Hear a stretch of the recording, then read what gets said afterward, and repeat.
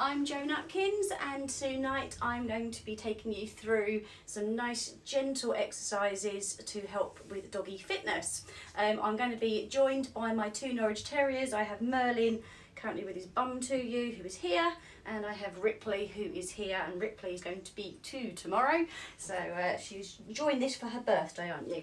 So we're going to start with a figure of 8, getting your dogs to go around 2 items.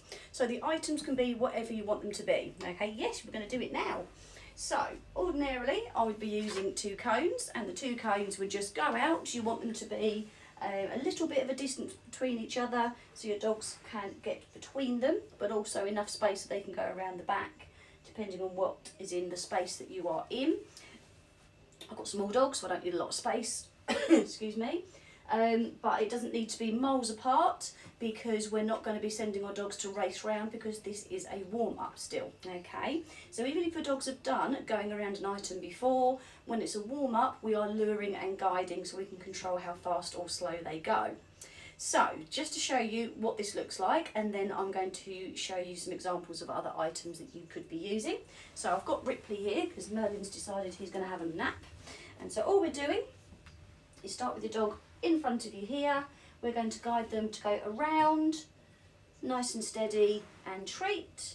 And then we're going to guide them around the other direction, nice and steady, and then treat. Okay? Now, if your dog is doing particularly well, then you can ask them to do the whole thing as a figure of 8. So we can ask them to go around and then around. Okay? But can you see how slowly I'm getting my hand to go so that Ripley is following it? If you don't have cones at home, don't worry, because you can use other items instead. So let's put them to one side. So I'm going to be using a garden ornament like this, mind out, and I'm going to be using a bag of dog food.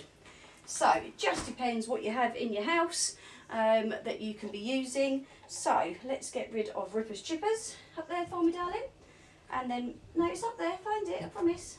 So Merlin, go round, good boy, and then circle round, good boy. So nice and steady, go round, good, and go circle, good boy. Do a few of those, so if your dogs haven't done that before, concentrate on just helping them to get around those items, thank you darling, and praising, and you might do maybe 4 of each side. If your dog's getting on okay, or they've done it before, then you might do that as a complete figure of 8, and again you could do 4 to 6 of those as part of a nice gentle warm-up. So ideally what we want is our dogs in a stand, a sit or a down. We're going to bring the treat down so that your dog's head is neutral, not looking up, and we're going to ask your dog to turn to the side, give the treat, head down a bit, turn to the side and give the treat. What a clever boy you are. So to get him there, I'm going to guide behind my leg, bring my treat through the middle so he ends up in that peekaboo, and then I've got a treat in each hand. Treat, bring the head down a bit, turn, treat and turn. What a good boy. So with the head stretch then, all we're looking for is that the nose goes towards the shoulder, nothing too further down. Again, we bring the treat down so it's kind of neutral here rather than the head looking up. Otherwise they're just going to do that, which is still a stretch, but it's not what we're actually after. So the head comes down to neutral, and we bring the treat round just so that it doesn't go any further than your leg basically if they're at peekaboo, and it's just enough that the head comes round almost towards the shoulder, just for a second, give the treat, they'll go back to neutral, and the same here. So we do those head stretches again a few times each side, so maybe 3 or 4 times for each direction, a couple more if your dogs have done that before. They're not holding it for any length of time at the moment, like I say, it's a dynamic stretch, so we don't want to keep them there for too long. It's just enough for them to have a stretch and then go back into neutral again. And all you want is something for your dogs to step on, walk across and step off. Okay, hold it there. It could just be you wrap something around it perhaps. And all we're going to do, and I'll show you this from a couple of angles, is we're going to ask your dogs to put their paws up and then walk across and off. Okay, so nice and simple. Ripley, she says, I'm nice and simple, mummy. And then walk off. So you'll notice I'm bringing the head downwards. You don't need the item to be particularly tall at all. If you've got a puppy, be the smallest of items, to be honest with you. If you've got a tall dog, adult dog with no history of any injury or anything, then you could use something taller, so the aerobic step is great for that. You know, if you've got a lowish Paawstable, they could walk up and walk off of there. But ideally, because we want to protect that cervical spine, we guide them up, pause, and then the head goes down a bit to guide them off again. So I'll show you that with Merlin when Ripley's got off. Good girl. Come over here. Pause up. Good boy. And walk off. Good boy. Okay. So while they're doing this, they're then stepping up and stepping down, and that's really, really good for body awareness. Not just the stepping up part, but stepping up and stepping down, one after another, is really, really good for body awareness. So Ripley's there, and then off she comes the other end. Very good. Clever pair, aren't you? So, again, a few of those, so you know, 4 or 5 in each direction of those. I don't know what we're doing, we're having a wrestle now. Have a try with those, and then what we're going to do next is our main exercises. So all you're going to do is you want to guide your dog into a nice stand position so that they look reasonably comfortable, and keep them like that for a few seconds. Okay, nice and easy. Now, if you've never taught your dog to do a stand before, chances are they're going to start off in a sit. All right, so from that sit position, treat comes down to the chin, and you're just going to lure your dog forwards just enough that the bum comes up, and then you can treat them for that stand. Okay, and then what we're looking for is just a few seconds in that nice straight stand, and treating and praising. You notice my treat's coming in from level rather than here. If you bring your treat in from up above, a lot of the times your dog is going to sit, okay, because that's the body language. So if you find that when you bring your dog into the stand initially, if they're a bit uncomfortable, if you bring the treat under the chin slightly, they'll then kick them back legs back a bit, like that, okay? And then they can reposition themselves to get what is then a nice comfortable stand. Clever girly, aren't you? So I'm going to do some from the front so that you can see what I'm doing. Oh, very good boy, Merlin. Good girl. So down to the chin, and then lure forward. Rippers, wait. Good girl. You wait for me. There's my clever girly. So he's nice and straight there. Lovely and straight down the back there. Good girl. If need be, literally lure them. Give them a treat so they do half a second stand. That's fine. And then gradually you can just build that up. So you can see this lovely position from Ripley now. When her head's facing the front, her spine is nice and straight. I can see she's nice and balanced. I can see that she's spreading the weight out over all her legs, and that she's not wobbling. They're both holding that position perfectly still, which is what I'm after, even though they're panting a little bit. But there's no sort of wobbling or moving about, okay? So the static stand, the square stand, is where we start. It doesn't look like a lot, but actually your dog is working much, much harder than it appears. If you happen to have fitness equipment like this, which is wobbly, if it might be yours, it might be for your dog, might be for another dog. Ideally, we don't want to be using it at this time, okay? We want it to be nice and sturdy for your dogs so that they are working on keeping themselves steady and building up that strength, and then gradually things like the balance discs are something that come in later on, okay? So fitness and conditioning isn't all about these fancy equipment and getting your dogs to do tricks on them. It is actually about the steadiness and the foundations before we move on, okay? So just pop that away for a second. Now, they're already doing the exercise. I haven't asked them for it yet. The paws up. So we've already started by asking our dogs to step on a book or something low. Can I just swap you around a bit because Ripley's too small? There you go. So all we do is guide them to put the front paws up just for a few seconds, treat them, and then your dogs can come back off again. Oh, there you go. And paws up. That's very clever, aren't you? Clever. Okay, off. So we don't want to overwork them, which is why we don't want a tall item, and we also don't want to keep them there for too long. Merlin's just going to stay there because he does a lot of this. Merlin actually has bilateral luxating patella, so both of his back knees have luxating patella, which is where the groove isn't quite right for the fit, and so there can be movement. But because I do exercises like this with him regularly, it means the muscles are nice and strong, it holds the kneecaps in place. He's now 8.5, he was diagnosed at 1, I was told he'd need surgery very soon. You wouldn't even know there was a problem. He doesn't have any problem with sitting, running, he never holds the leg out, it never pops out of joint, but I do have to keep his exercises up. Okay, so we then bring them back off, ask them to just do paws up, that's very good, and maybe see if they can go for a little bit longer, so a few extra seconds, and then we can guide them back off again. Okay, so it's nice and simple. Now if your dog hasn't done any paws up work before, you might find they're a little bit reluctant to put their feet on at first. So if they know the word paw, you could ask for a paw and reward just one, or you might find just luring them, they actually then eventually a paw is lifted, you can reward them just for doing that at first, and then gradually that paw might make contact, so we treat that, and then they'll start putting the second paw on, and then we can then be really, really pleased, praise, fuss, everything else, and then you'll get this beautiful paws up that Merlin is demonstrating so nicely for us. It's one of your favourites as well, isn't it? So again, repetition wise, if your dog hasn't done this before, then you don't really want to do too many, so just for a couple of seconds each time, you might do maybe 4 to 6 of these in a session, and then gradually you would build it up more and more. Okay. What you want is we're going to bring our dogs across our body like so, into a stand position. We're going to have the treat on your dog's nose, so it's not too high, it's just nice and straight like so. We're going to bring the head away from us.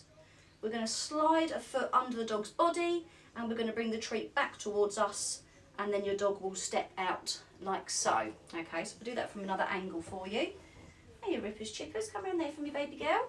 So, towards, treat goes out, foot slides under, treat towards you and lean, and your dog will move sideways in some way. Okay, I'll show you that with Ripley as well. Come on then, baby girl. So treat goes out, foot, treat goes in, and you get that nice backward movement. Okay, now remember, my guys have done this plenty of times. So they're going to do a nice even backward movement without needing a lot of help, but don't worry if your dog isn't doing it quite at that level. Remember, they've just done this a lot. So Ripley's almost 2, and she's been doing this since I brought her home at 10 weeks old. Well, not this, but she's done these sorts of exercises. Okay, so excuse my dogs. So the grapevine, the doggy grapevine, is starting to work on your dogs moving a little bit in a side step in action. So the doggy grapevine, again, you're going to do one direction a few times, so maybe anything between 2 and 6 times depending on your dog's level of fitness, and then swap them the other way and do the same thing the other side, so you're working on the abductor and adductor on both sides there. All right, so have a go with the doggy grapevines and see how your dog gets on with those. So sit to a stand for most dogs is literally sit and then lure forward into a stand. Okay, in fitness terms, and I'm only going to go this very, very lightly for you because I don't want to obviously bore you too much. In fitness terms, we normally like the dogs to do a tucked under sit and a kick back stand. So what that tends to look like, I'll show you that with Merlin, is sit. So that's a tucked under sit and a kick back stand. So a tucked under sit is where they come forward into it, so they kind of tuck their pelvis under, and the kick back stand is where, rather than moving forward into it, they actually jump up with the back end like that into that stand position. Okay, so don't worry too much if you haven't got that. If you want to go into fitness with your dogs, then that's obviously something that we can teach you, no problem at all. But if you want to work on that, then you're absolutely fine to do it. But all we're looking for right at this moment in time are several sits to stands with your dogs on the spot, aren't we? Okay, so let's bring you in here. So we're going to go sit, that's good, and stand, very good, and sit. Good boy. Sit, Ripley. No. Good girl. And stand. Yes. And sit. Good. And stand. Lovely. What a clever pair you are. So a few reps of those as part of that exercise. To have a look at something called weight shifting. Okay. So weight shifting can again be done on the floor. I prefer to do it on a platform because it gives my dogs a nice edge to see where they're working, and it helps give them a way of doing the movement without actually walking around. All we're going to do with the weight shift is we want our dog standing again, so the stand is quite important, and facing us. And all we're going to do, so you see it, Merlin's right on the edge there, is I'm going to get him to lean forward, and then he's going to go back to neutral again. I'll show you with Ripley because she's in the front now. So forward, and then she's going to go back to neutral. Forwards, and then she'll go back to neutral. Your stretch isn't as big as okay, Merlin. So forward, back to neutral, forwards, back to neutral, forwards. Good boy. So it doesn't have to be a big, big movement. Where are you going, you young monkey? Stand. See, if that's how he stands, when I ask him to lean forward, he leans, he goes back to neutral. leans, goes back to neutral, okay?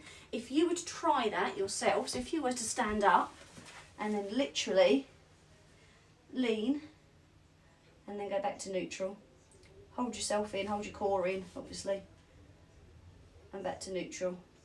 As you're doing that, you can feel where the muscles are actually working, okay? We're just going to spend a moment next looking at some cool downs. And again, the first thing that you can do when you get to a cool down is just let your dogs have a quick bit of walking about. So that might mean that you just pop to another room and back and they follow you. It could be you let them out to the loo again. But one of the best ways of cooling your dogs down in a natural way is to let them just move. So let's start cooling our dogs down then. So we've got 3 exercises for you. And like I say, you can use a little bit of time just to let your dogs walk around a little bit to help naturally cool down, either now or you can do it at the very end if you prefer. So we want to cool the dogs down gradually, naturally, same as we would if we were doing exercise. And what it does is we use something called static or sometimes passive stretching, which is where we are guiding the dogs a lot more and can sometimes be a bit more hands-on, but I'm purposely doing exercises that aren't too hands-on for you, because obviously we've got a lot of dogs that potentially could be working on this and I haven't seen them, so the hands-on stuff I prefer to do when I'm actually working with the dog individually to prevent any injuries from happening.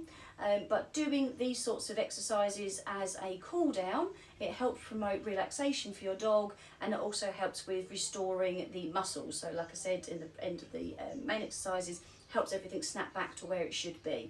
So the first one we're going to do is guiding your dog to do a flip exercise. So all it is, you need a little bit of space. You're going to bring your dog in next to you and you're going to ask them to go a few steps with you, and then we're going to ask them to turn around. We turn as well, and we're going to walk a few steps in the other direction, okay? And then they turn, we turn, swap the treat, a few steps in that direction, and then we all turn again, and a few steps in that direction. Very nice. What are you up to, little girl? Ripley? Good girl. Flip. Good girl. Flip. And flip. And flip. There's a good girl. Okay, so it's nice and steady, nice and slow. If your dog knows how to do heel work, then obviously you don't have to bend down with them quite so much, do we? And flip. Here's a good girlie. And flip. You both going to do it? Flip. And flip. Yay! You're a funny pair. There you go. So just doing that a few times. We need something for your dogs to do a paws up with, so I'm going to go back to using my book again,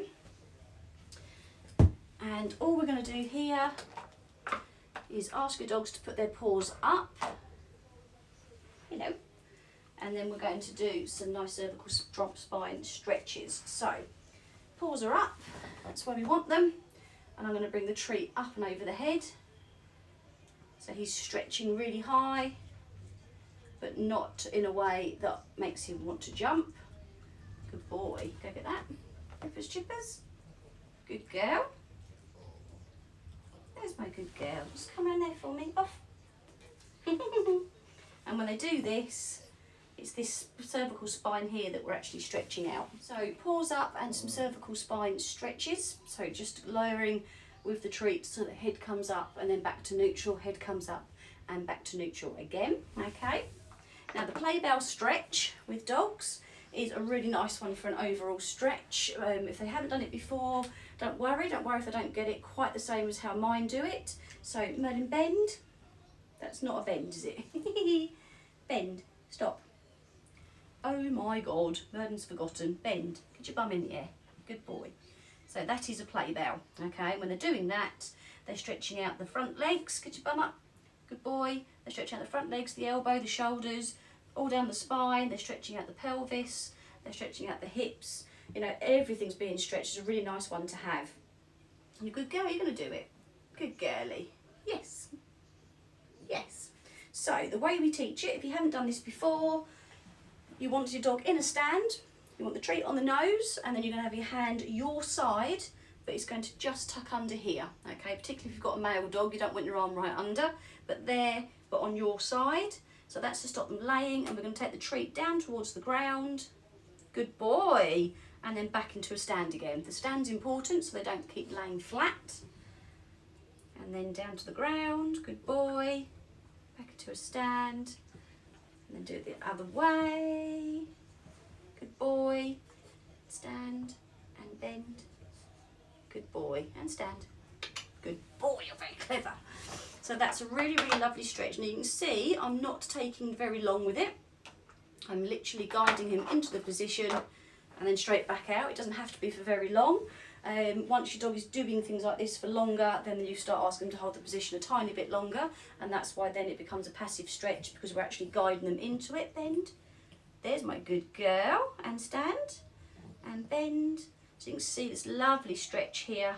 Stand. Bend. What a good girl. Stand up.